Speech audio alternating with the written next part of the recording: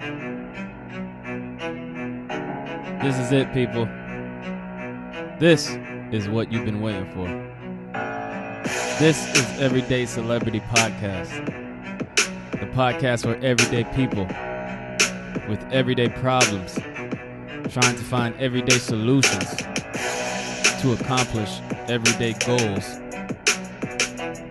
Let's start the show.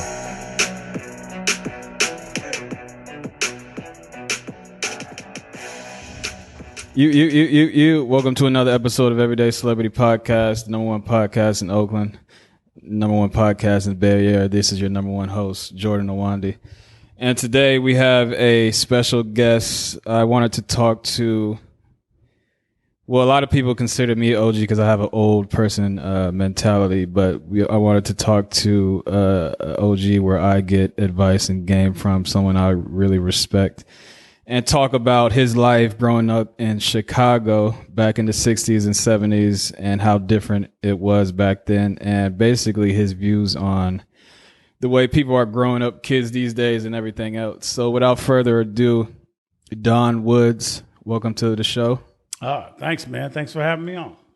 So the reason you're on is because, well, I like to talk to the older generation and hear their stories of growing up and their childhood and how different it was from my childhood and from other people's childhood growing up. Like the kids these days, we grew up with Facebook and apps and Google Maps and everything else. And back in those days, back in your days, you didn't have all that, correct? We didn't have none of that. So you grew up in, well, first of all, can you tell the people how old you are, where you're from, and what your occupation is? Okay, well, I'm 65 years old. I'm from Chicago, Illinois, and I'm retired. Okay. Mm-hmm. You retired as what? Warehouse manager, warehouse worker. I did it all. And you're from Chicago? Yes, born and raised. Okay. I'm a child of the 60s. Okay. You know, I grew up in all the street gangs and that you can ever think of that was in Chicago. They was a little different back then than what they are today. What can you give us some gangs that were in Chicago back in the 60s? Yeah. First of all, I grew up in the projects, a place called Allgale Gardens, which still stands today. It's the project that Barack Obama started his political career in. So people from Allgale Gardens consider Barack Obama our president. But anyway. Wait. So Barack Obama actually lived in those projects? No, he didn't live there. He started registering voters. That was the start of his political career. Okay. So they have a lot of memorabilia and everything about the places he's been. Mm-hmm. If you look on some of the Facebook posts and pages, they got Barack in them. But anyway, I grew up in the street gangs, and you know, you had to fight your way through. You had to be from a large family. If you was from a small family, you caught hell. You know, I was in a street gang called the Indians. I think I probably was in a street gang when I was 5 years old, and it was more like a boys' club, but it grew from that on up to a lot of violence and stuff. And the gangs back then was called the Devil Disciples, the Blackstone Rangers, Vice Lloyds. It was just so many. The Cobra Stones. Were there Bloods and Crips? No, it wasn't no Bloods and Crips, but they wore the colors of the Bloods and Crips. The Blackstone Rangers wore red. The Devil Disciples, which later became the Gangster Disciples, wore blue. I was affiliated with the Gangster Disciples. You know, so back then, though, we didn't have the automatic weapons and stuff you guys have today. That's the big difference, I think, in Chicago, the automatic weapons, the assault rifles and all that. We had an old rusty revolver or something like that, somebody's dad gun we just stole or something, you know. And basically, that's what we went to war with, that and antennas and chains and stuff like that. So was it easy to become a part of the gangs back then? Yeah, you grew up in them. Take, for instance, I got 3 brothers. And in order for you to feel safe with going to the store, going to the school. You had to go in groups. So therefore, when you came outside, all your friends, they were a part of the gang. So that's how you traveled. So every given day, I traveled or was around probably 25 different personalities, you know, and that was a way of life. You know, I grew up, like I said, in the projects. So all black project. I went to all black high school. It's on the outskirts of Chicago. And we were surrounded by racism. The white folks lived all around us. So whenever we ventured out of the neighborhood, they attacked us. But when they came to our neighborhood or walked past, we attacked them too. So when you say they attacked you, what did they used to do? They'll kill you. In Chicago? Yes. Chicago were these white people or like Irish? Like well, the mob and shit? There probably was a mixture of Polish, probably Russian, probably Irish. I couldn't really say exactly what their race was, but I know they was white. You know, and Chicago's a very racist city, big time. Martin Luther King almost got killed in Chicago. He said there was more racism there than it was in the South. Yeah. Why do you think that is? Well, because it seems like they hide it. You know, they hide it, and that makes it more dangerous because then you let your guard down and you think that they're nice, and then they stab you in the back. In the South, it was straight up front. You knew they was crazy and hated you. So you knew where you stood and you knew how to avoid different things, you know. But in Chicago or the big cities, you know, it was trickeration is what we used to call it. Yeah. So you, what high school did you go to? I went to George Washington Carver. And is that a famous? Well, some famous people came out of Tim Hardaway came out of there. Cassie Russell, them old guys. You probably don't know them. Terry Cummins. Yeah. Terry Cummins, the basketball player? Yeah, and Tim Hardaway. They went to the new Carver, though, but it was still in the same neighborhood. Yeah, I went to the old Carver. Was that a violent school? Yes, it was. We had police officers in the school back then. But basically, the fights back then was fist fights. You know, in the 60s, nobody had no guns, you know. Barely any families had more than one car, you know. So it was a whole different scene, you know. You just learn how to fight. You have more courage. You if you end up fighting a guy, you end up probably being his friend after that, you know. It's different today. Today, they go get the gun and shoot up the whole block, you know. Now, Chicago in the 60s was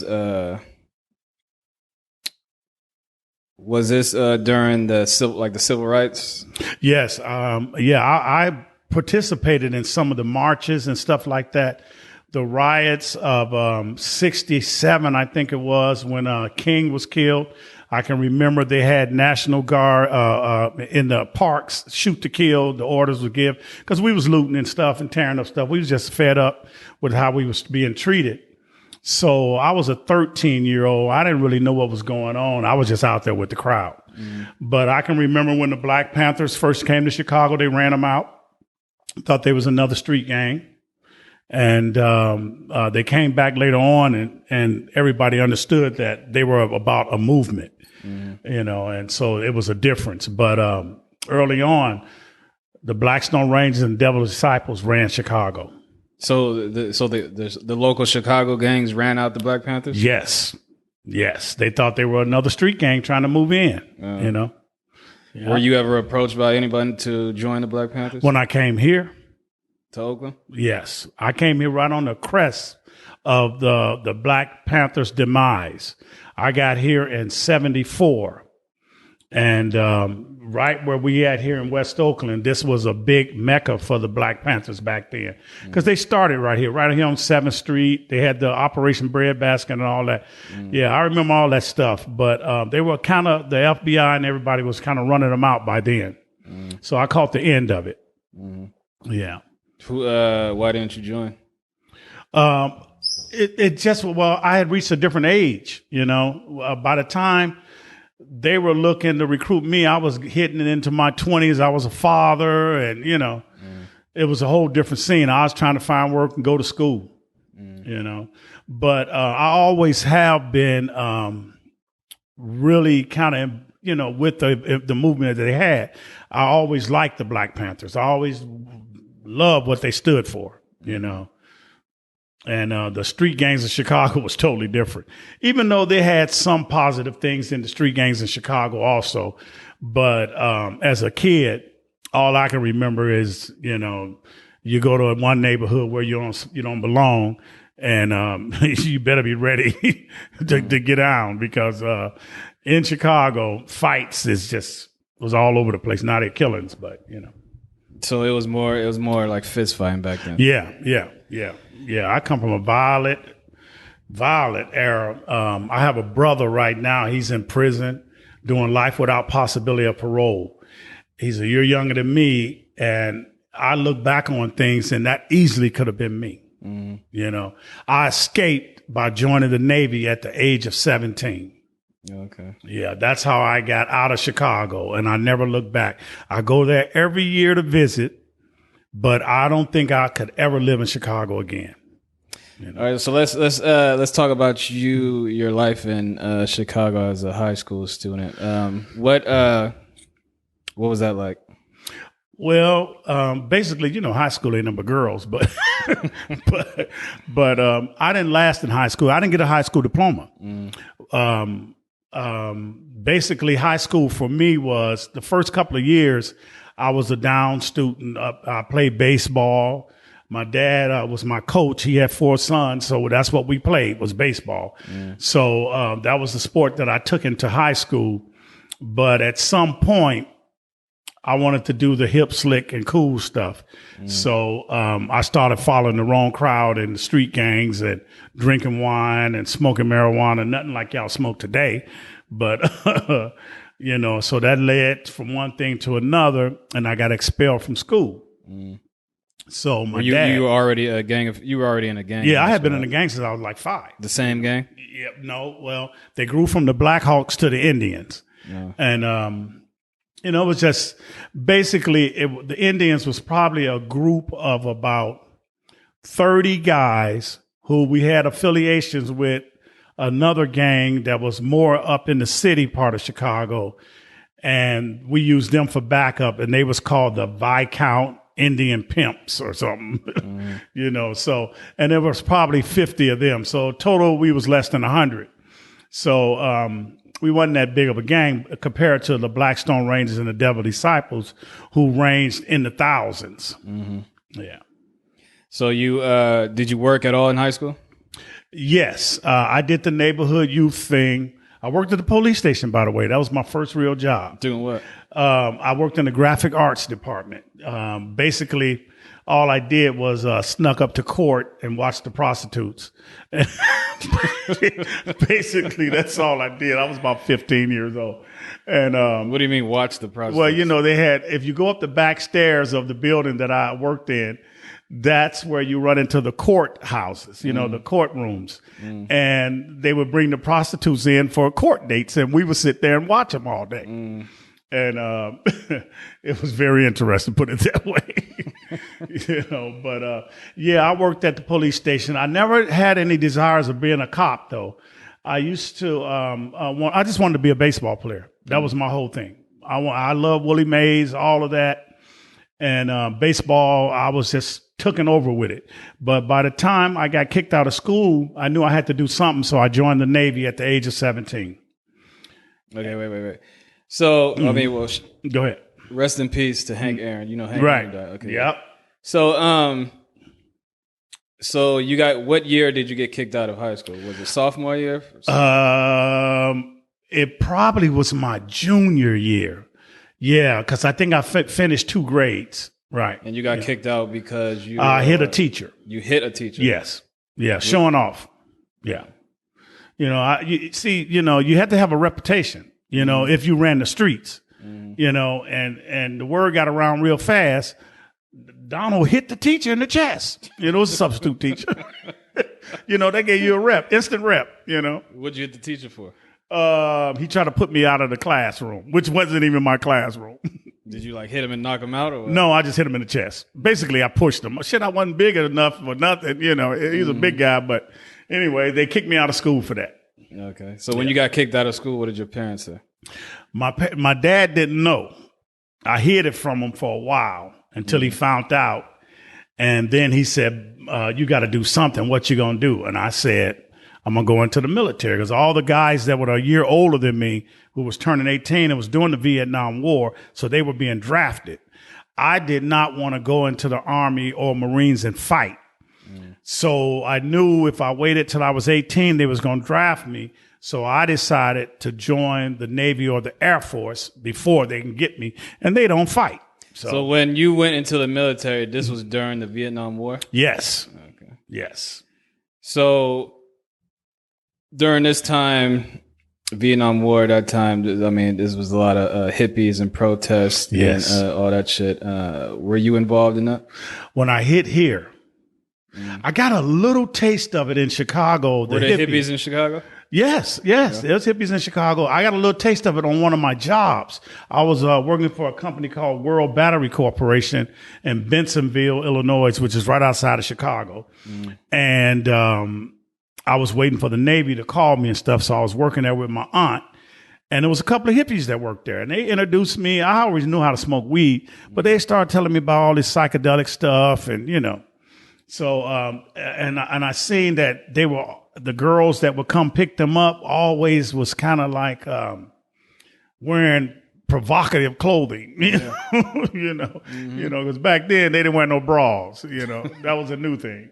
I mean, they don't wear bras now. Right. But back then that was new. And so me coming from an all black neighborhood, I had never really been around white folks. I had a couple of white teachers, but I had never had any friends that was white or even talked to a white girl or anything. You know, I grew up in an all black neighborhood, you know, so. Did you guys hear about the hippies in San Francisco and Chicago? I got introduced to them because when I was in the Navy, I got in some trouble in the Navy and I ended up at the brig at Treasure Island. And when I got discharged from the Navy, San Francisco was my scene. And that's when I... Wait. So you get kicked out of high school at junior year. Your parents find out. They ask you what you're going to do, and you say you're going to join the military. Now, from when you got kicked out to how long did it take for you to actually join? I stayed in the Navy a year, 4 months, and 10 days. No, but how long did it take for you to actually join the Navy? Oh, it took like me that summer because I got kicked out of school that summer, junior semester. I think it was in September. By December, I was in the Navy because it was during the Vietnam War. So if you passed the test and everything and met all the criteria, they had me in the military in 4 days, you know. And I went with a buddy on the buddy plan, and we went to boot camp and never saw each other after that. He went to Naples, Italy. I went to Fallon, Nevada. So what was the criteria in order to join the Navy back then? Most cases you need a high school diploma, but since it was in time of war, you didn't need one. So that's what helped me because I hadn't graduated, right? So did you join the Navy because you felt like if you didn't do that, you would have been like shooting and killing? Yes, exactly. I would have been involved in what the Chicago was about at that time, street gangs. And I knew that wasn't what I wanted. And my mom died when I was 13. My dad raised 6 kids, and he didn't raise us to do that kind of stuff, you know. So I knew that I had to go in a different direction, and the military was my way out, big time. Where was a lot of people joining the military? A lot of people of color? Well, like, you got to remember now, it was the draft. They was forcing you into the military. And most of the brothers from the hood was going straight to Vietnam. So And this was the thing at the time. So nobody was doing what Muhammad Ali said. Say, fuck it, I was going to run that down right now. Ali wasn't going. So we all didn't want to go. But unlike Ali, we couldn't afford to go to jail and this and that, He had some clout, Yeah. So what we started to do, instead of go fight, because like Ali said, the Viet Cong ain't never did nothing to me, So I listened to that. So instead of fighting, we joined the Navy and the Air Force. Plus, they offered technical education. You could learn something instead of picking up a rifle. But so in order to dodge the draft, yes, you go to the Navy. Navy or the Air Force. The draft was like the Marines and the Army. Yeah. That was just the draft? So they weren't drafting people to go into the Navy? No. They didn't need people for the Navy and the Air Force. Yeah. You was going, and I don't even know if they did them for the Marines. I know the Army is who was looking for you. Did any of your siblings get drafted? No. My brother is a year older than me, and he had high blood pressure. He failed the physical. Or else he'd have been gone. So you go into the Navy during Vietnam. Where was your boot camp? My boot camp was in Great Lakes, Illinois. I decided to go to Great Lakes because if I didn't like it, I was going to run. But Great Lakes is like right by Chicago. Right. Yeah. So I was enjoying it. So I picked the West Coast for my duty station. They sent me to 3 years of shore duty to Fallon, Nevada. Now, no one told me, if I had to look back on it, I would have did it differently. No one told me that the Navy was the most racist part of the military. So I caught hell from day one after I left boot camp. I had the high enough scores to do some kind of technical job because you had to qualify by taking a test. Yeah. They put a broom in my hand. And that was it. And anything else you tried to advance to, you wasn't getting it. They would let a couple of brothers go, but most of us, we was in custodians, cooks, that kind of stuff. So I fought them tooth and nail. I was from Chicago. I wasn't no country boy. So I stayed in trouble constantly in Fallon, Nevada, which is nothing but white people. No blacks live in the town whatsoever. It was the most horrifying place I've ever been in my life. And here I am, 17 years old and faced with this racism. So I finally did enough wreckage that they sent me to the brig, Treasure Island. From Nevada? From Nevada. Yep. And so back then, the Bay Area, it still had those Navy yes, it was a naval base in Alameda. It was the Presidio in San Francisco. It was Treasure Island. It was like a transient brig base. And then they had the Oakland Army base. So the Bay Area was full of military at that time, everywhere. Because the Vietnam War was still going on. It was still going on. Okay, so you get to the No, I'm sorry, it wasn't. Because when I got to boot camp, they stopped the war. The war was done? Yes, they stopped drafting and everything. And I was like, oh, shit. But, they still had occupation over there in Nam and stuff, but they just weren't sending people over or drafting anymore. Okay, so you get to the brig. That's how you ended up in California? That's how I ended up in California. How long were you in the brig? 70 days. And explain what the brig is to the people who don't know. The brig is jail. Okay. Yeah. It's a military jail. It's a military jail. You exercise, you chip paint and paint ships, all that kind of crap. And were you actually like behind like bars and shit? Yeah. In a cell? Yeah. Well, this brig, it had bars, but it was like more of an open dorm like. But when you first got there, you were in a cell by yourself. They call that the annex. And you were in a cell by yourself. A brick like enclosure. Which had chicken wire over the top where they can walk around and look down at you. So I think I did like 25 days in there. Then they moved me to the open dorm part. I did got my court martial. They sentenced me to, I think it was 45 days hard labor or something. And what was your charges? Oh, I had about 7 or 8 different charges. Most of them was for disobeying orders and stuff. I would get in fights with them and stuff. They try to tell me what to do and, and I just wasn't going for it, Did you feel some type of regret or animosity about the military because you were like, oh, I came in here to fight for the country, and you guys would treat me just like a No nigga on the doubt. street. But to be honest with you, I didn't come in to fight for the country. I mean, yeah, but no one does. But Yeah. just the fact that you're in, period, you're giving something. I came in to give my life to serving, and whatever they wanted me to do, I was going to do it. But it turned out it wasn't what I thought it was going to be. I didn't know that they wouldn't let you advance, and they gave you the minimum labor jobs and stuff like that. So that turned me sour. Because when I first went in, I was thinking about doing 20 years. I would have been 38 retiring. But once I got in there and seen what it was, and then this is the other thing. Once the Vietnam War was over, now they got a surplus of people that they don't need because there's no more war, right? So they really kind of start chopping our heads, Trying to kick people out? Yep. So they told me, if you want to get out, they sent me to the brig. They had me sign this form.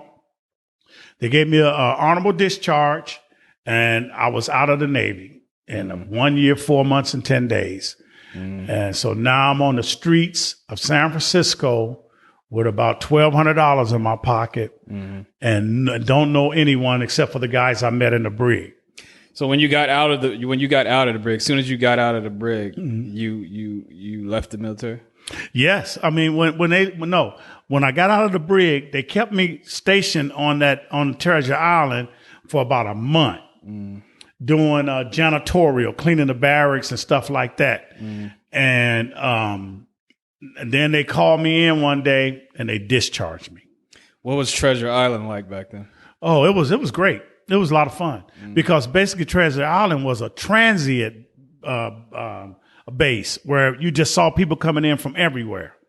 So it was like wide open. So we partied hard, So it was way more like buildings and shit than it is now. Oh, they had barracks. They had all the barracks over there. All the houses you see there now, none of that stuff was there. It was a lot barracks. of civilians used to go there to the nightclub and party. Yep, to the nightclub. Okay. We went to San Francisco, Treasure Island, and Alameda. Alameda had the best nightclub. Yeah. So, So you got out, and then once you got discharged, were you living in San Francisco? No. I stomped around a little bit over there, but one of the guys that was in the brig with me, he got out before me. He lived in Alameda, and he had a 2-bedroom apartment. So he got word that I was out, and I got in touch with him, and I moved in with him. And we shared the rent. He was still in the military. He went overseas. I had the apartment. And all hell broke loose. Was it a culture shock going from the inner city of Chicago, where you're surrounded by blacks who understand you, and then going from that to San Francisco, where there's like hippies and like it was totally all the different white people for me. and shit on the street? It was absolutely different. I was taken back. First of all, the weather itself, I remember flying over Nevada into California. I'm over snow mountains and I break through the clouds. I see nothing but green. I knew I wasn't going back, So once I got here, this was totally, it was like a kid in a candy store. I don't have to worry about the next block being full of street gangs going to whoop my ass, white girls, all kind of women was everywhere. It was like open game. And me being from Chicago, I'm different. So shit, man, I had it going on. Yeah. Okay. It was great for me. I had no regrets. That's why I never went back home. I go back to visit, but I never went back to live. Where did you start working? Okay. When I first got out, I was selling weed and stuff. I was a dope dealer. I sold weed and reds and what they called them Christmas trees back then in Alameda to the military guys. What is Christmas trees? Christmas trees are barbiturates. That was the drug of the day back then, and they also had these little white tablets called bennies, which was speed. What years was this? We talking 1975. Okay. Yeah. So I started out doing that stuff, and then they kicked me out of Alameda, and I moved to Oakland. What do you mean they kicked you out of Alameda? Well, they knew we was doing some illegal stuff. They kicked you off the base in Alameda? No, they kicked me out of the city. How does someone get kicked out of a whole city? Well, they told us, you see that bridge? That tunnel? Go through it and don't never come back. Who told you this? The police. Yeah.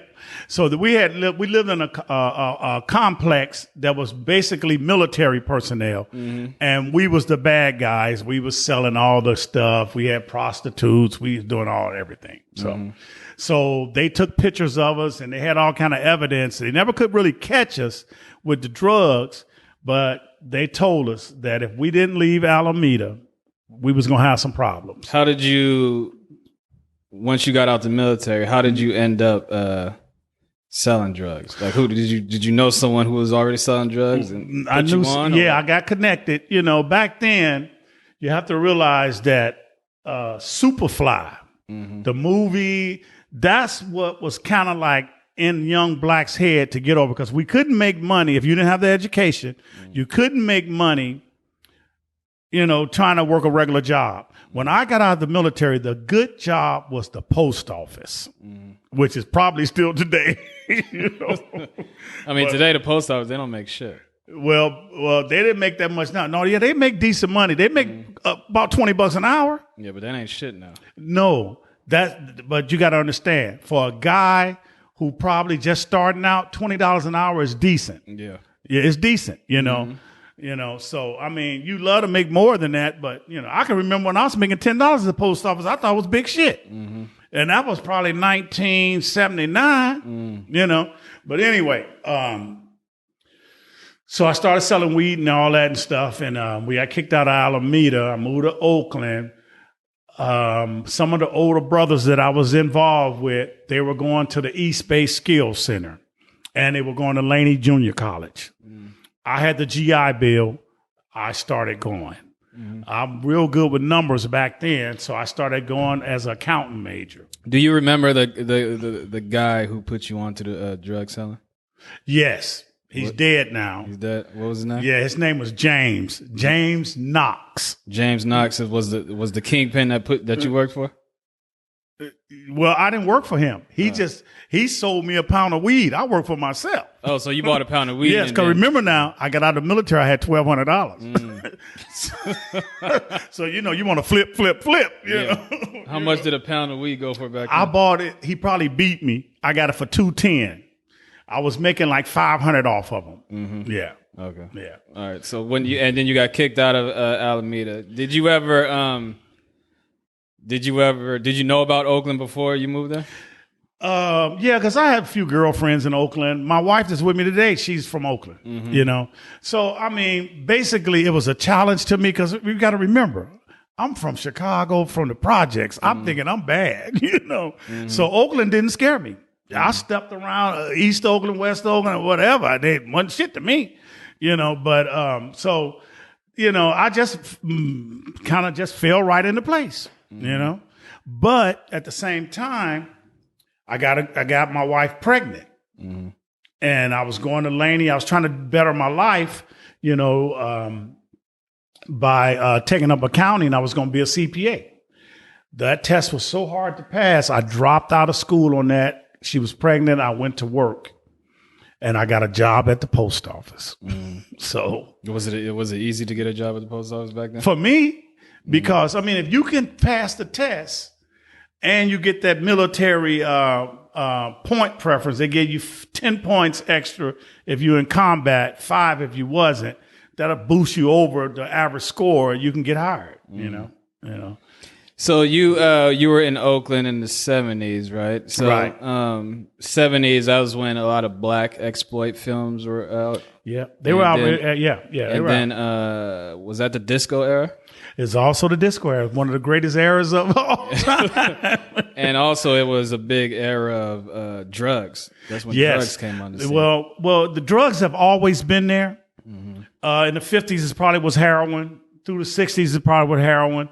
Then the psychedelics came in. The psychedelics, acid, mushrooms, barbiturates was always there, and marijuana. That was the big stuff. And of course you had alcohol. So what was it like in the 70s during that era for you? Were you like in the disco scene at the clubs with the afro? Oh man, my name was Disco Don. Yeah. I never went home alone. But you were in San Francisco? San Francisco, Oakland, wherever the party was at, I was there. Mm-hmm. So, it was a fantastic era. I mean, everybody, even, this was what made it so beautiful. All the races blended together. It wasn't you white, you black. It was past the joint. It was about love, having sex, dressing. It was just the 70s was a knockout, man.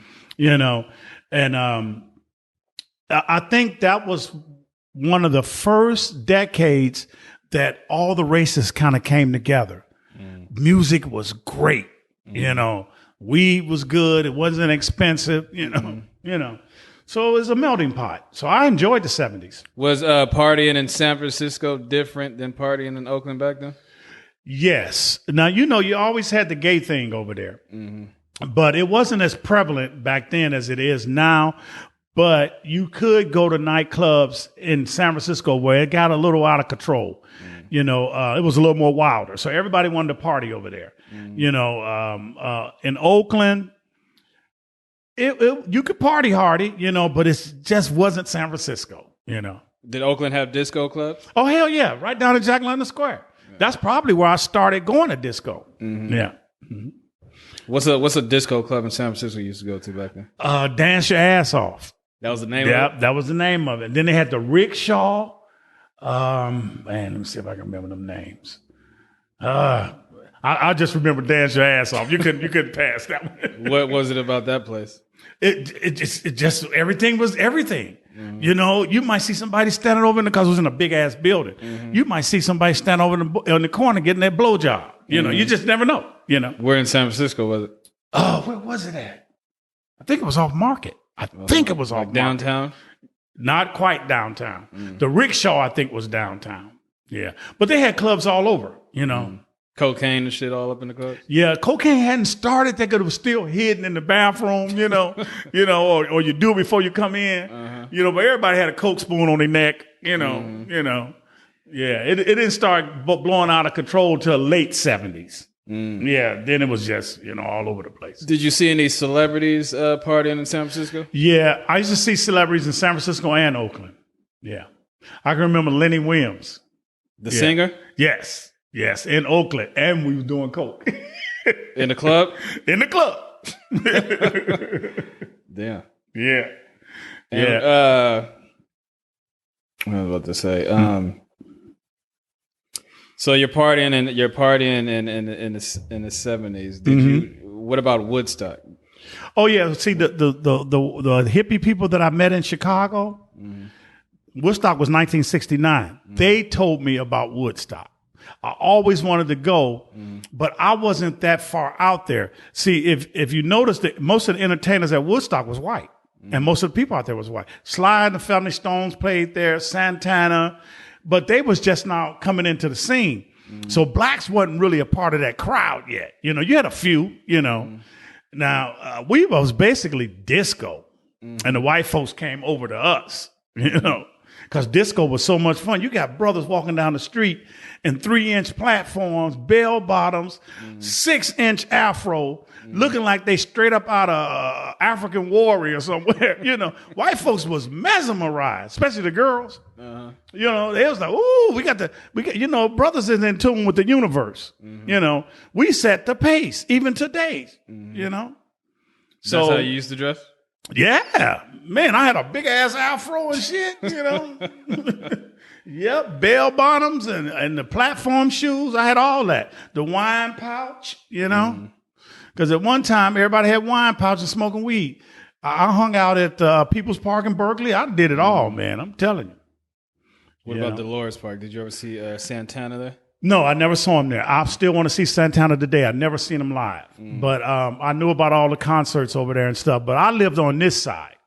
So basically, if I got to San Francisco after I was established over here, I probably went to a party or two or something, But I didn't work over there and I didn't live over there. I lived on this side. I've lived Berkeley, Alameda, Oakland, Richmond. I've lived in all those places. Now I live in Hayward. So, like today, Oakland, you have West Oakland, East Oakland, North Oakland and shit, downtown. Everyone thinks East Oakland is the worst part of Oakland.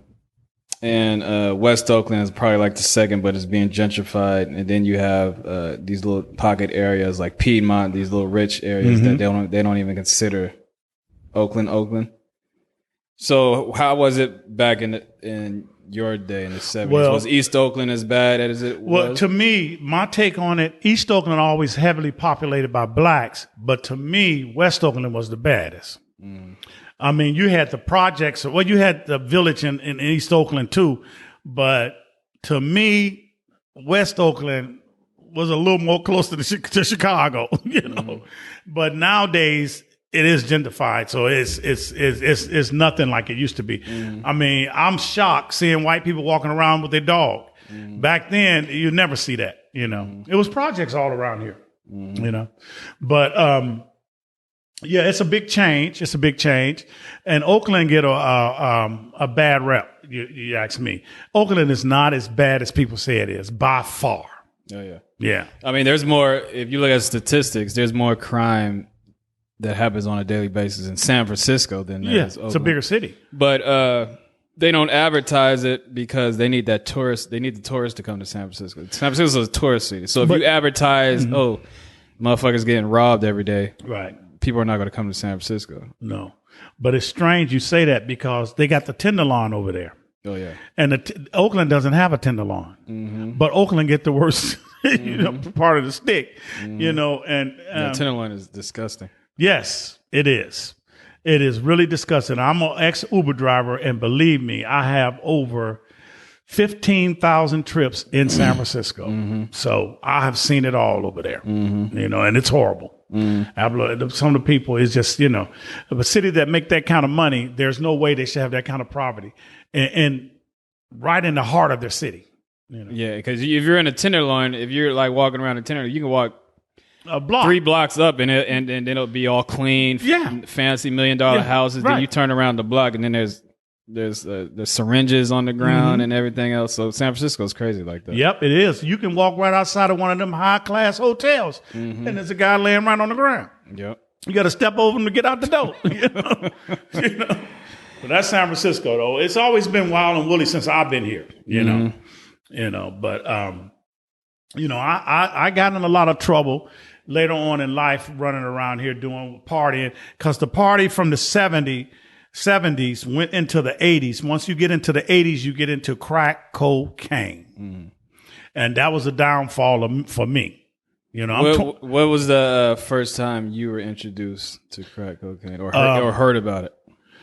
Oh, the first time I used to work at the post office. We used to have a crap game. You know what craps is? Shooting dice. We used to have a crap game every payday, every 2 weeks. So I was at the normal spot where we were shooting dice at, and I noticed nobody was in the room to shoot dice. I'm like, where's everybody at? They said, they're in the room, man. They got the mirror, you know. I'm like, what? So I go in there, and they all hovering over this little white substance, and they look crazy as hell. I'm like, what the hell is that? So I backed up from it. I didn't mess with it. I probably was around it maybe 2 years or so. And then one night, I won a lot of money in a crap game. And me and my buddy, we left out of the crap game. He said, I'm going to get an 8-ball. I didn't even know what it was. So these are all post office workers? Postal workers. Just getting high at the post office? We used to get high inside the post office. Damn. You know, so I went with him, and he bought an 8-ball, and they put the pipe in my mouth, a girl. And I was hooked from the first hit. Wow. It's like that mind blowing. It's that mind blowing for me. Now, I don't know if it happens for everybody, but you can tell by the stats on crackheads, it is very powerful. What year was this? This had to be like 1980. 1980. Yep.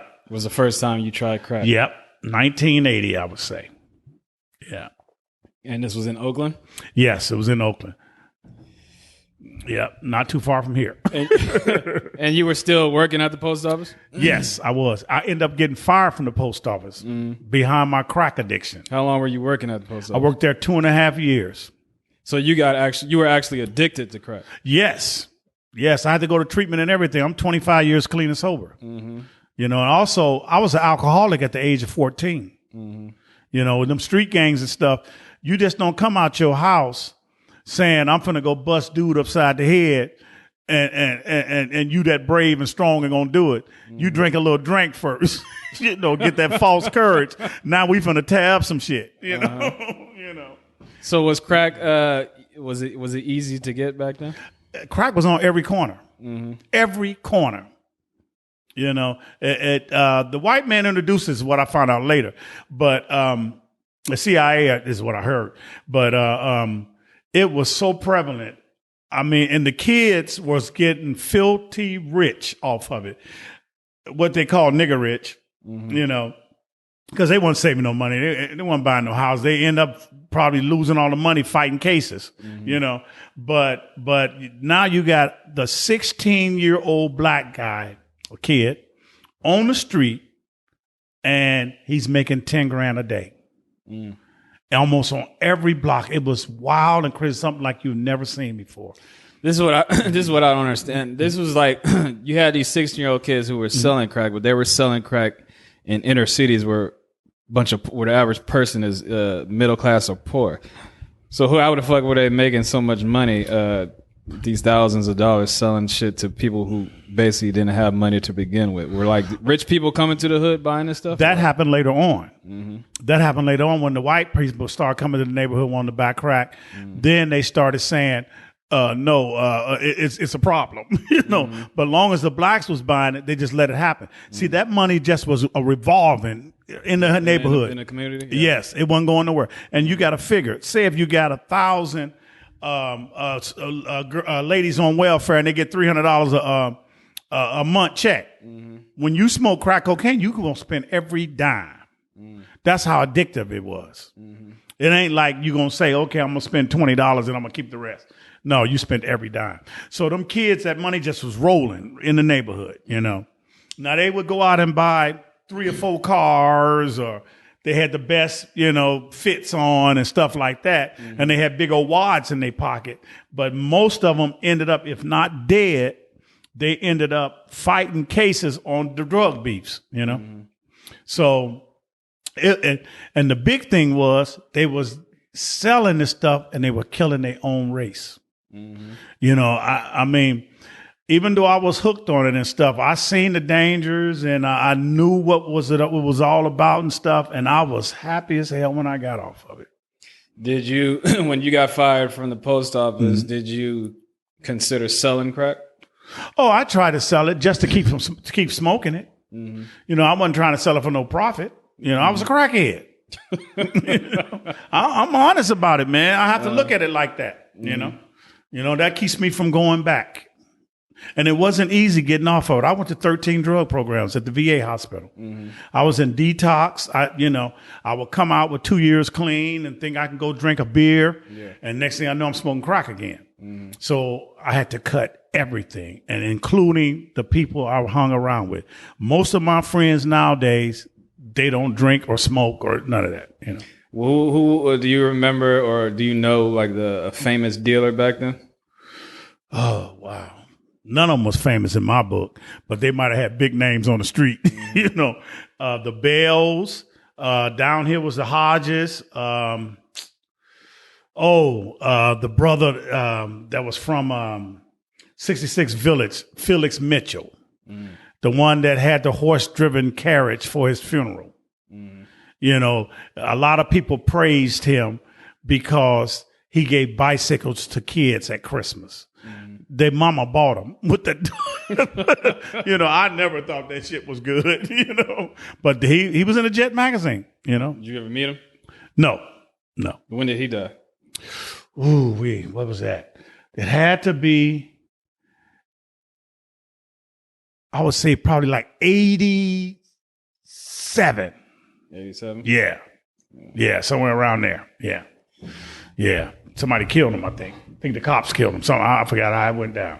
But he was in jail. You know. What neighborhood was considered like, oh, if I want to get some crack, this is the neighborhood to go to? Was it West Oakland? West Oakland was famous for the double up. What's that? Somebody, I forgot the name of the family, had a connection where they sold 2 big rocks in a a piece of foil paper, and they call it double up, and you got it for $20. People came from everywhere to get it. And it was right here between Campbell and Wood. And they would wait in line. I remember coming down here, and it's 100 people in the line waiting for them to come. And when they came, they just dish it out. You know, and it was, but you could buy dope everywhere, but it just was some spots that was more prevalent. East Palo Alto was big, you know. Believe me, I smoked it everywhere and went everywhere and bought it. You know, I ain't gonna lie. And it wasn't all that bad. I had good times, fun and stuff, but when I look back on it, the shit was horrible. Did you ever put yourself in danger? In danger? Man, I did penitentiary moves every day. When I say danger, I'm not talking about your danger in your health. I'm talking about, were you like in a shootout, or were you ever like, did you ever get robbed, or did you ever rob someone? I'm from Chicago. I was robbing people when I was 8 years old. So I robbed people out here to get crack cocaine. To get crack cocaine. I broke into businesses. I helped close Sears that's right there on 27. You know, I mean, it seemed like I'm bragging, but I'm just telling you facts. You know, I was one of those type that I kind of ran by myself because I couldn't trust people. You know, I had trust issues. But when I wanted the drug, I wouldn't run up in no bank or nothing like that. That was too dangerous. You can get caught, you know. But I'll stick a pistol or something in your face on the street and take your money. Yeah. Were you just robbing niggas in like hoods, or were you going to the white neighborhoods? I went to the white neighborhoods. I went to the white neighborhood. I robbed black people too. You know, I didn't have no preference. You know, if I thought you had some money, I had to have it. You know. So you was crack the only drug that you were addicted to? I mean, you were just saying. Well, I was addicted to. I was really a garbage can. But my biggest problems was with crack and alcohol. I probably was an alcoholic first, and then crack just sent me to my knees. That crack gave me the chance to get help.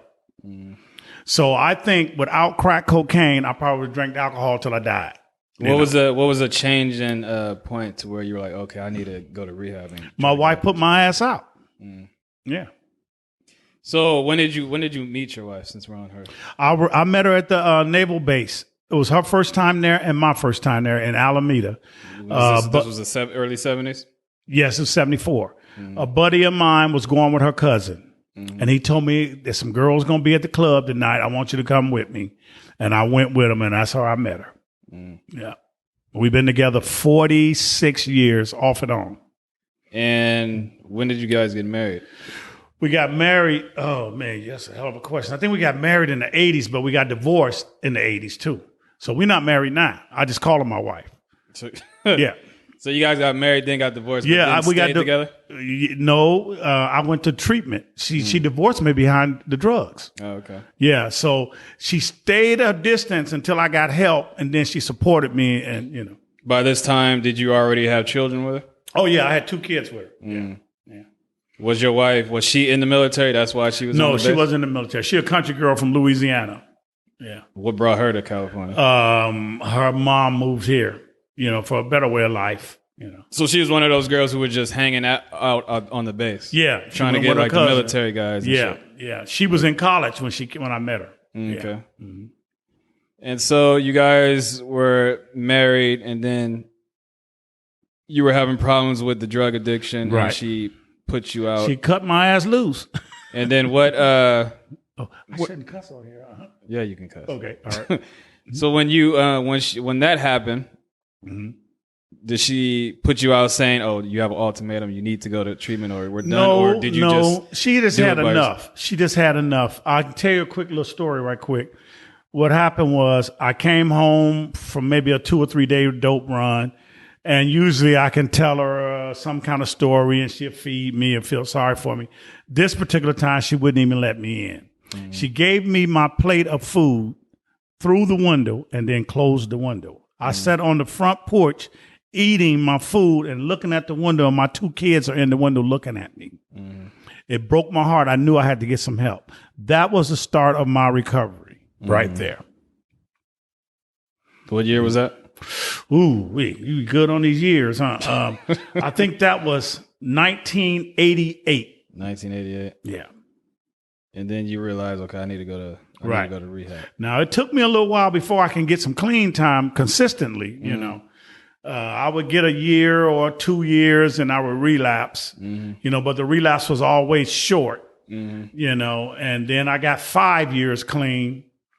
I was working at VWR and I relapsed and I went into treatment, still at VWR, you know, and now I got over 25 years. But right what was making you relapse? Do you think? Well, because you know, in addiction or in recovery, they have this thing about you want to go out and do some more investigation. You know, so you didn't think you know sometimes that your head, your brain will tell you, oh man, well you know how to use this shit now. You know, just go out and smoke one rock or something. You know, or either some stress in my life. And I wasn't going to the meetings and staying around decent folks that I needed to be around. Ended up in some bad places, you know. And next thing you know, you have a couple of beers and you're smoking crack. Yep, that's how it went. Just that easy. Yeah. And it usually, you know, was a woman involved. You know, yeah. Do you think you have poor choice in decision making when it comes to women? Well, I got a good one now, but and had it for a long time. But no, when you out there doing drugs and stuff, everybody out there that you run into is a bad choice. you know, yeah, you know, because I mean, them the kind of people you're dealing with. Now, if they wasn't under that hammer of addiction, they probably were pretty decent people. You know. So you're 25 years sober. Now, what you said you've been with your wife for 40 plus years? Yeah. What are some struggles, do you think? Or not even, let me ask a different question.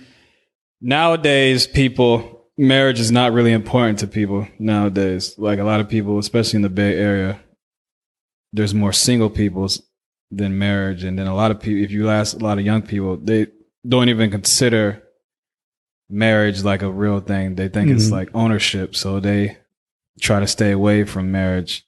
A lot of women say they don't want marriage nowadays. A lot of women say they don't want kids nowadays. How do you feel about the young perspective now? Well, I really haven't tapped into it, but I could say that people have changed. You know, times are really different. You have so many other things you can do than you had, say, when I was coming up. You know, this technology stuff is killing us.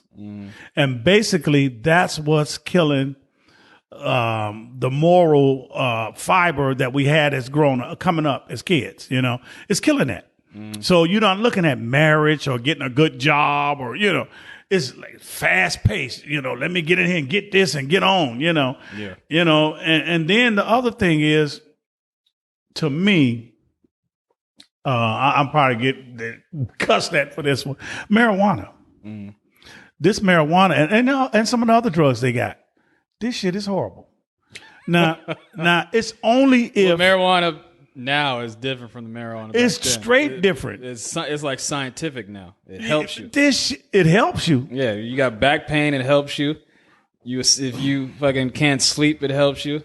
Yeah. So it's more of a medicine now than back then. It's just like the fucking But I mean I don't smoke, but yeah, I didn't think you did. Your eyes too clear. But look,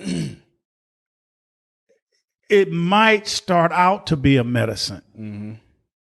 But I'm talking about when you abuse it.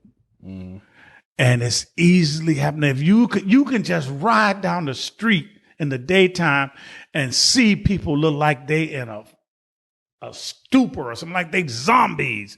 This shit is so potent and they smoking so much of it, it's consuming them. And it's very dangerous. And I'm not talking about all the youngsters, but it's a good percentage of them. And I'm afraid that it's going to just mess them up. But then on the other hand, I look at some of these young educated, we got more educated people today than we ever have had in our race. They own the ball, you know? So I see a side that gives me hope for the future, you know?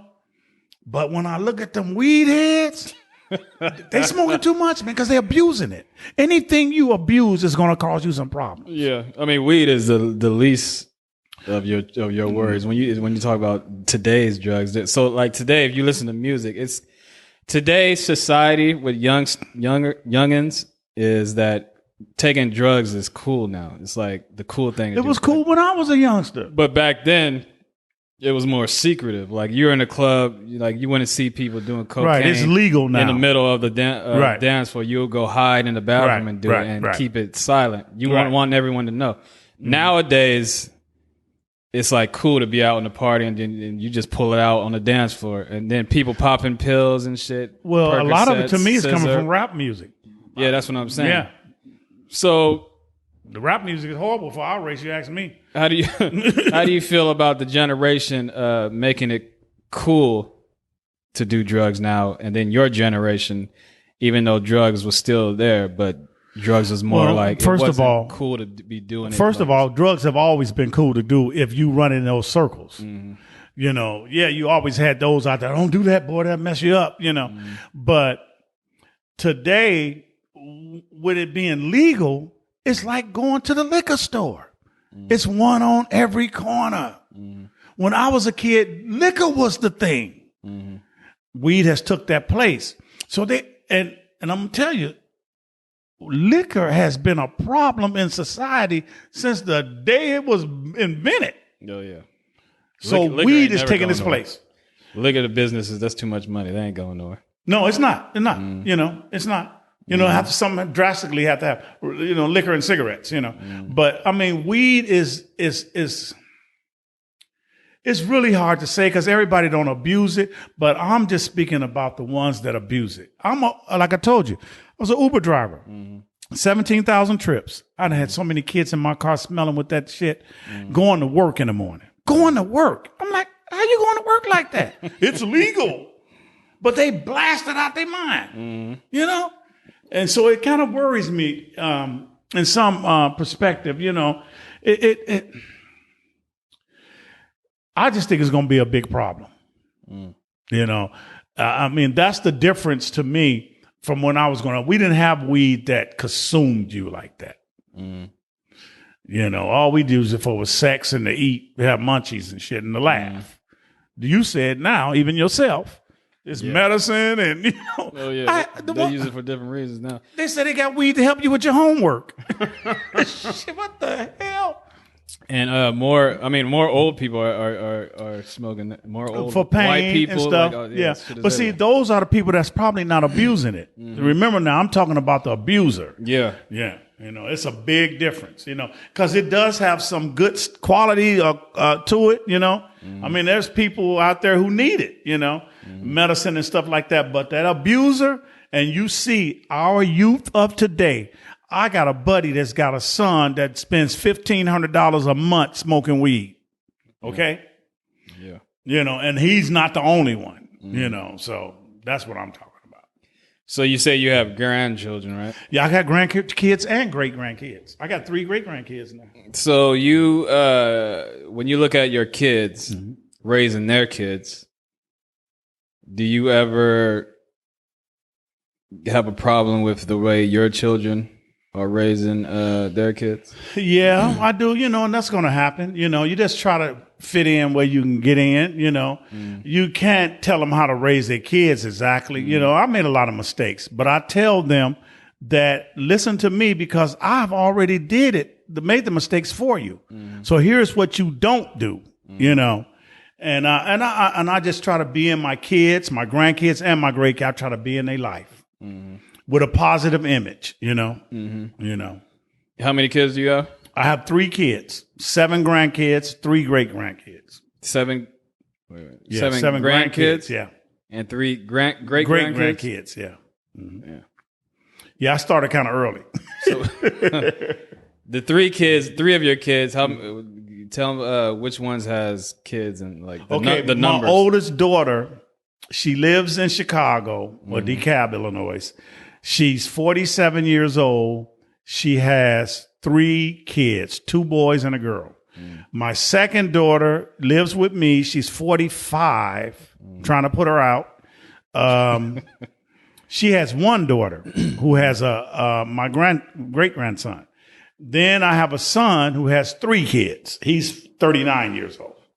Yeah. And which one of them which one of them's kids have kids?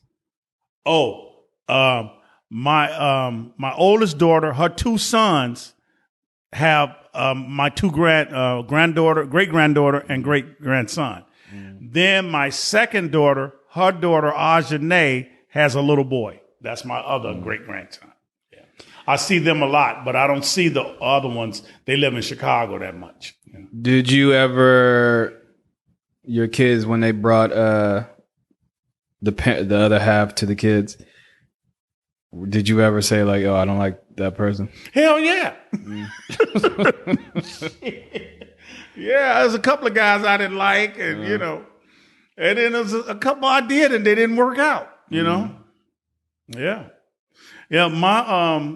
My granddaughter is with a Mexican guy. I wasn't my son got kids by a Mexican lady. I wasn't kind of keen on that at first. Not that I didn't like Mexicans. I just preferred them to be with black people. Yeah. But I love them all the same. Why do you think they went in that lane? Because we never raised them to be stuck on one thing, you know. You know, the world is yours, you know. I mean, you can't tell, I've always believed you can't tell your heart who to fall in love with. Yeah. You know? I mean, but you can position yourself to fall in love with something that. Well, maybe, but even if your heart don't love them, you know, you know, it's just a strange thing, you know. So as long, I look at it like this: as long as they're happy. Yeah. Are they still together? Yeah. You know, well, my son and his wife is not. Yeah. But my granddaughter and her, they're getting ready to get married soon. Yeah. So how has retirement been for you? It was pretty good for a while because I was driving Uber and I still felt useful and they just entertained the shit out of me. It was fun. I made a lot of money, but since the pandemic, things have slowed down. My wife's driving me crazy. I'm driving her crazy. And, you know, it's, you appreciate things more now, you know, because you can't do nothing. You got to wear the damn mask and all that, you know. So, you know, it's a retirement is different, but I tell you this, I do not miss work. Yeah. You know, I could have retired when I was 30 if they would have let me, you know. I mean, shit, some people can't retire. So the fact that you were able to retire. Yeah. Because some people are old as fuck now, still working because they made some bad decisions, you know, but I never had a job I liked. Yeah. You know, the only job I would have liked if I would have got it was a baseball player. I love baseball. And I'm sad about Hank Aaron. Willie Mays was my idol, and he's holding on, you know. I'm getting up there in age to where we done lost probably like 4 of them this year. Lou Brock, Hank Aaron, Bob Gibson, and somebody else. I forgot who it was. They said Hank Aaron took the COVID vaccine and then a week died later. a week later. Died a week later. I So don't everyone's saying it's because of that. Well, I was scheduled to take the COVID shot the other day, and I went to go get it, and they ran out of stuff. And everybody on my Facebook page or some of my friends are saying, that's good. You don't need to take it. I do not believe that the government is trying to kill me. So you're not one of those, because you know how black people are right. with the shots. We have every right to be. With the syphilis stuff back in the day, that was horrible, and they did it to us, and they probably did so much other shit to us. But I believe that this thing is something totally different. You know. So you're going to take it? I'm going to take it. As soon as they call my name, you know, I'm going to get in line and take it. Because I look at it this way. You know, has God brought me through all of these? You just heard my story, part of it. All of this shit to kill me with a vaccine.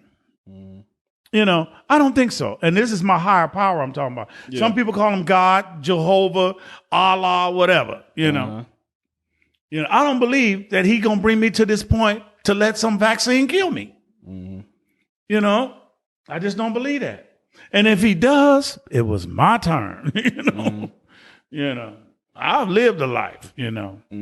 But I can understand people being paranoid, but I'm going to take it. Yeah, I'm going to take it. So are you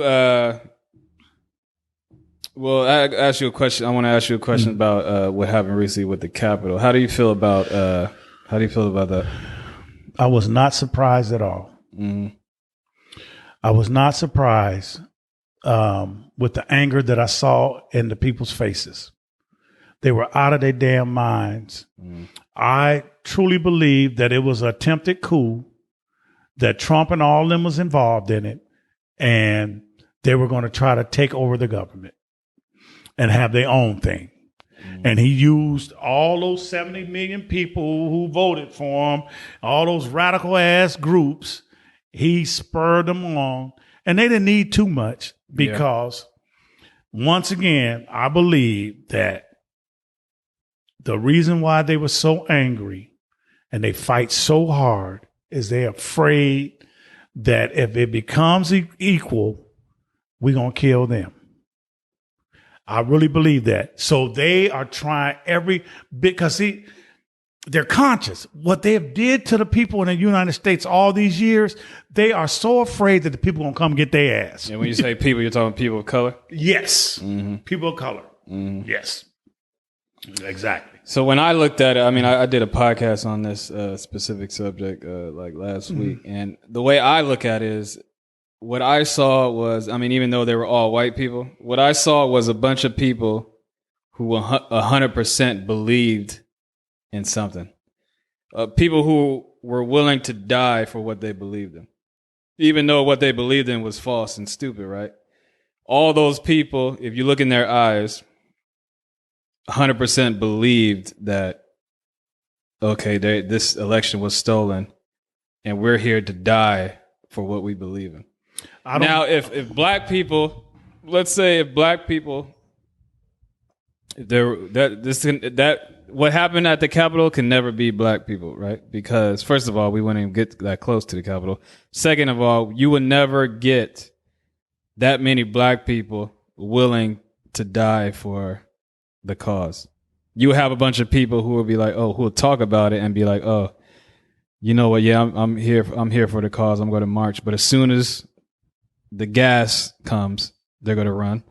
As soon as shooting starts coming, they're going to run. As soon as people start getting arrested, they're going to be like, okay, now I got to go to work tomorrow. So those white people ran into that Capitol ready to die for what they believe in. And that's why it was so powerful and strong. Okay. Okay. I disagree with you. First of all, they wasn't ready to die. Oh, the bitch died. That bitch died and got shot. She got shot climbing through the window, but they didn't expect it. Only one of them died. Yeah. Now, the reason why black people wouldn't have did it, because we know a bunch of us would have died. The white people thought that, and they did, they had inside info on the National Guard wouldn't even show up. So they knew wasn't going to be nobody there to stop them. So they run up in there, you know. But as soon as the people came and was beating them up and started trying to take control, they got their ass up out of there. They was beating up the cops. Because they outnumbered them. They outnumbered them. But when have you ever seen a group of black people, and we have all the right to beat up the cops? We would have did it too, but we would never get to that phase because we're not going to outnumber them. They're going to have horses and cannons, and they dropped the bomb in Philly on us. Look, it's a whole two different things. They went in there knowing that they had inside help. And see, look, why you think they were standing on Facebook and showing their faces and everything? We took over the Capitol. Now they crying, we follow our president. The reason why they did it, because they thought nothing was going to happen to them. They said, we're going to go in here and overtake the government. We're not going to be charged with nothing. It did not work. It did not work. Yeah, I don't think. I think they knew that something was going to happen. They just didn't give a fuck about the consequences. Look, see. You think these people ran in there? A guy with a fucking stick beating up a cop. You don't think he was going to? They were outnumbered. You don't think he's doing something wrong? He knows. Yeah. Oh yeah. But they thought that their plan was this was plan. They knew that they had Trump sent them down there. They knew they had inside help where they was going to take over, and nothing's going to happen. We're going to be successful, so we ain't got to worry about. I'm telling you, man. Yeah. If we as black people knew we had some inside help, we would have run up in there and killed all of them. I'm telling you, that's the difference. Yeah. But I still think the only time in history where black people were all united in one common goal was the civil rights movement. That was the only time in history. We had a lot better unity then. And the white folks thought that we had an underground railroad because I was 13 years old when the riots took place, Detroit, Chicago, L.A., Cleveland, all across the country, almost at the same time. The white folks thought we had somebody tell them, okay, y'all started. We were fed up in all places, so it just spontaneously went, right? Now, we don't have that kind of unity. Yeah. Because let's say, for example, try to do a bus boycott like they did in the 60s. Try to do that shit now. That shit won't work. No, it might not. Then again, it might. Look what we just pulled off. See, you're not looking at some of the positives. Georgia is the heart of slavery, racism. We flipped Georgia. Black people organized, got out and vote. That's who flipped Georgia.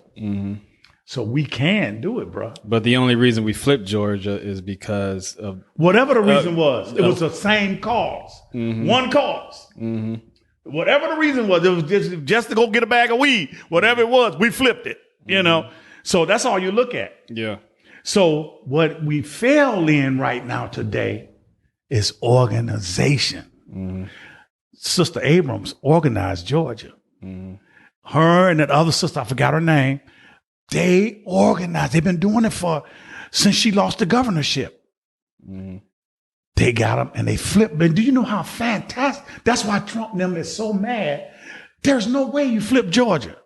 So all he had to do was say, they cheated. The niggas did it. You know? I mean, well, Georgia, the fact that this is the first time ever a black senator came out of Georgia, where Georgia's like, so that tells you right 70% black, and Atlanta and a Jewish guy, and Atlanta is damn near 80% black. Right. And Atlanta, I think, has a black person in every branch of government. Right.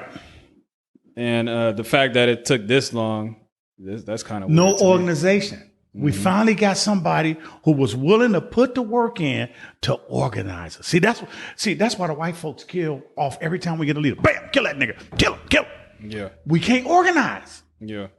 I told you I was here when the Black Panthers was here. Huey P. Newton them, they had that shit down.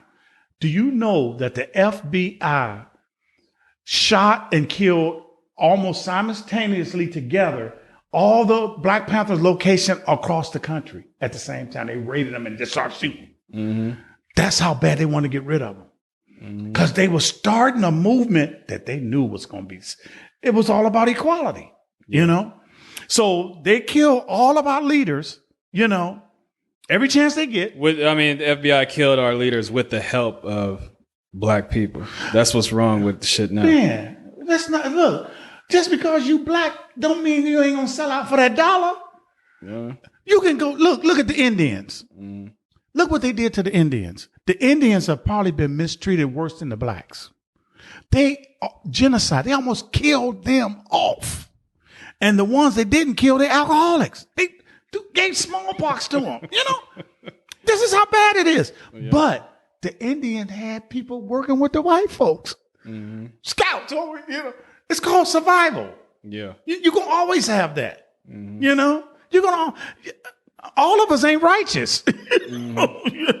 Yeah. You know? I'm still mad about that whole Black Panther shit. Me too. The fact we need them. The fact that the FBI to this day still hasn't paid for all the illegal shit that they used to do back then. It's crazy. And haven't did nothing about the white supremacist groups. Nope. Who are more violent than the Panthers. You know what the Panthers did? The Panthers said, we don't want you. They started right here, man. Yeah. We don't want you coming in our neighborhood, beating us across the head like they killed Lloyd and all the, all the brothers and sisters, Breonna Taylor, all them. We tired of that. So we're going to police our own area when your ass bring up yourself up in. That's what the Black Panthers, they was feeding kids. They was getting kids to school. Neighborhood shit. They wasn't going out talking about, we're going to tear down the power structure or nothing, And the FBI felt them a threat because that shit was moving like wildfire. Do you know? As a 13-year-old in Chicago, I was walking around singing, Piggy Wiggy, oh, you got to go now, bang, bang, dead pig. We had songs, we had unity, black power. They had to kill that shit, man. But don't never say black people will not do it. It might not look, well, look, we're getting to the point to where you just seen what happened during the pandemic. Every single day, there was somebody protesting at every city. Yeah. The kids are coming together of color. That has never happened before. You know why the civil rights movement moved real fast at the end? The hippies got in it. White people can. Yeah, they got in it. That's where every movement, it doesn't change till white people Because if they kill them, it looks real bad. It looks real bad. You go to Black Lives Matter marches, there's more white people than there are black people. Yeah. It amazes me. I go to San Francisco or somewhere way up on Russian Hill and I see a Black Lives Matter thing on the building. I'm like, what the heck? How do black people live over there? Yeah. But that's what it's going to take, because what's happening is it's called the changing of the guard. People know morally what's been happening in America is not right. And it's being exposed at a high level. The rest of the world is looking at us. Yeah. Donald Trump had to be here for a reason. He gonna bring this. It might bring him down. It's gonna take a little while, but it's gonna happen. Equality is coming, bro. I've been here 65 years, man. I ain't never seen nothing like this. This shit is moving. It's moving. Do you think he was the worst president ever? Hell yeah, by far. But he had to happen. In order for you to know what needs to be changed, you have to see it. We saw it. Everybody saw it. Racism. I mean, well, if it took you to Donald Trump to be president for you to realize that, hey, these white people are racist, then you were living under a rock. No, not to realize that they was racist, to realize what degree it was. You should have been known the degree. No, just fucking look at history. You don't need Donald Trump's presidency to know that cops are killing black people unarmed for no reason. There's racist senators and and Democrats and shit in office. There's fucking white supremacists everywhere. I mean, it doesn't take Donald Trump to be a fucking president. But he brought it to the light. See, the media, once you get it to be president, the light that they shine on you, the media exposes everything. America was very good at hiding their racism. And you know that. They stab you in the back, let you get the job and shit. Oh, that's a good nigga there, But he was under such a severe spotlight, the world got a chance to see it. And that's what is very uncomfortable. That's what we needed him for, to see it. To that degree, let everybody know this is what we have to defeat right now. It's no more. They tell him, can't you forget about it? That don't happen anymore. We saw it live and in color on TV every day. So, that's the gist of it. I mean, So when you were growing up, you grew up in a time where there was like real, actual, powerful leaders of color. There's Malcolm X, Martin Luther King, Huey P. Newton. What's the other guy in the Black Panthers? The other Bobby dude. Seals, Bobby Eldridge Seal, Cleaver. Eldridge Cleaver. Yeah, These Angela Davis, you name them. Yeah, Angela Yeah. Davis. We had some leaders. These are some real, like, influential, respectable people who actually say it and then go out there and do it. Yes. And then you look at the people today and the kids growing up today. There's no one that even compares that to the leaders from when you were growing up. Do you think it is? Yeah? Yes, it is. To me. To you? Like to who? Me, LeBron James. No. Like, no. What? Yep. No. I like LeBron James. You're comparing LeBron James to like Huey P. Newton. No. Yeah, but what I'm saying is the leaders that you had growing up, the people that you look up to, black men especially, and then you look at the people that kids are growing up to now in today's world, there's no one that compares. You know what I'm saying? That compares to your time. It's a different times. You can't compare times. It's just like you saying Ali would have beat Mike Tyson or something. You just can't compare that. Mm-hmm. You know, it's a different era. You know, now when Huey P. Newton and all them guys was together, they were starting a movement, right? It was really different. Nobody was aware of what they were doing. And then when they found out, they said, we got to kill them niggas, you know? So they killed them. Nowadays, you have to take a different approach, you know, because of the firepower that they have. Mm-hmm. So people like LeBron James, Kaepernick, those are our leaders today. That little sister that got up there and read that poem at the inauguration.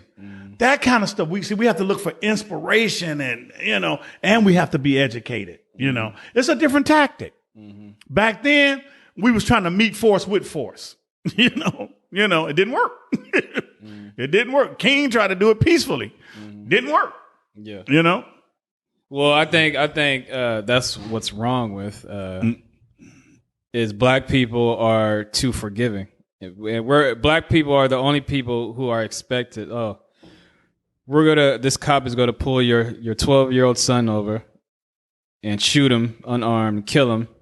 But the parents are expected to forgive the cop, to hold press conferences and say, we don't want you guys out there rioting. We need to be peaceful. I think black people are too forgiving, and we need to be more about it. Well, we might be, but okay. Look, because praying is not working. Look, walking down the street with your pastor, that shit ain't working. Well, saying that we're going to forgive, we're Christians, that shit ain't working. It does work to a certain degree. You just need more to go with it. That's all it is to it. I think we need to meet violence with the violence. Well, we at some point, look, in order for us to reach equality, I'm a big believer that it's going to take some violence. Mm-hmm. But it's going to have to be organized. We just can't run out there like the damn Indians. Mm-hmm. They're going to kill us. And then what's that going to do? Mm-hmm. You know, you have to be sneaky and do all kind of look. Okay, let me give you one perfect example that I like. They dropped the nuclear bomb on Japan. Mm-hmm. Do you think them damn Japan, they act like, we love Americans. Come on over here. They ain't forgot that shit. They plotting.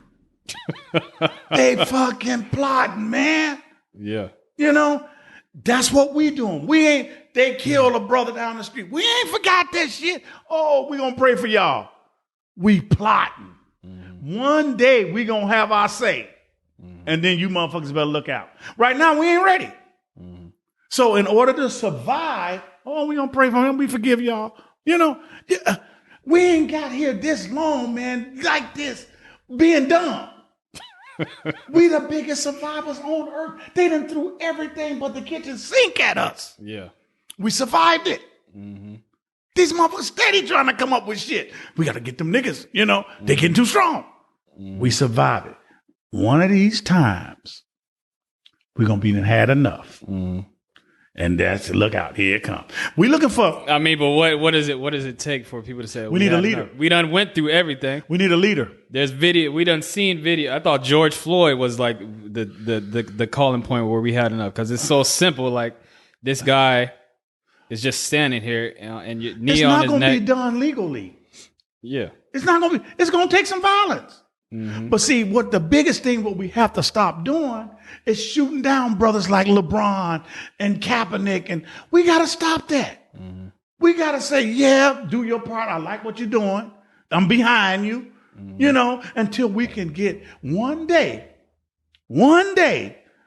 LeBron's image, Kaepernick, some little brother is watching that. He going to become our leader and lead us to this motherfucking victory. That's what you got to believe. See, if you don't believe it ain't gonna never happen. It could be your son. Yeah, I know. You know, he just looking at these little small images. LeBron doing a little bit over here, somebody doing a little bit over here. You know, getting positive feedback. Shaka Zulu, here he come. you know, that's what it's gonna take, man. Yeah, We ain't got nobody. I understand that. I understand that Martin Luther King was very important, but I think Malcolm X was equally as important. Who said they wasn't? I mean, a lot of people think that Malcolm X's way of thinking when he first started was wrong, and that's why he thought. That's why. Yeah, he thought it was wrong after he took a pilgrimage and saw all this shit. And he seen what Elijah was doing, fucking all them little young girls. Yeah, but besides all that, right. his mentality saying, "Oh, I need a different approach. I need a different approach." That's all he did. I thought that what he was preaching was the way to go. You know, Martin Luther King wasn't always nonviolent. Martin Luther King wanted to meet violence with violence, but they talked him out of it and steered him to become nonviolent. They would have got a bunch of niggas killed. That's all would happen. And a lot of people would have been locked up, and we'd have been in worse disarray than we are. You have to wait till your turn. We are underdogs in this. We are from another country. Basically, they don't even want us. Because, look, I told her I had an African in my car. And he was an Uber driver, too. He said, why do black Americans not like Africans? I said, I'm going to give you my perspective. I don't even think that's true. Africans don't like black Americans. That's the and other way black around. Americans don't like Africans. That's a motherfucking African, man. They say it all the time. Look, I'm going to tell you, when I was a kid, the history that we had about Africa was Tarzan. You ever heard of Tarzan? Yeah. The Africans that he was in control of was savages. They portrayed them as ignorant, dumb, stupid, wearing an apron, throwing a spear. American blacks didn't want to have nothing to do with that. So we always looked at them like, oh, you know, this is how the white man did us. He taught us to hate each other. So the African feels that. When he come over here, brothers be like, oh, yeah, man, we don't, that motherfucker's African, man. They feel it. So they stayed their distance. So now we got both of us not liking each other. Yeah. You know. I know this thing is over, huh? It's been over, huh? Yeah, so, yeah. Well, how you gonna do it? Explain. What? Well, this is the last question. Yeah. You went through a lot of shit in your life and everything. Are you satisfied with your life, and what do you feel your life is going now that you let's say the first 30 years of your life was one way. You went through a whole lot of shit, turned you into the man you are now, and let's talk about the next 30 years. Are you satisfied with that? Well, to be honest with you, I'm never satisfied. If I had to do it all over again, I would have kept my ass in school. That to me is the best thing for a young black man or woman in America.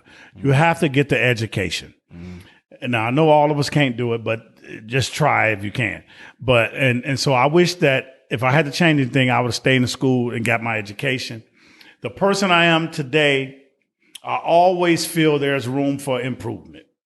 You know, I know that morally and stuff, I'm pretty much in good shape with that. My spirit is great and stuff, but I can always improve. You know, I can always improve. The next 30, I might not live to be 30 years. I might make it another 20 years. I'm 65. I figure about 85, 90, right?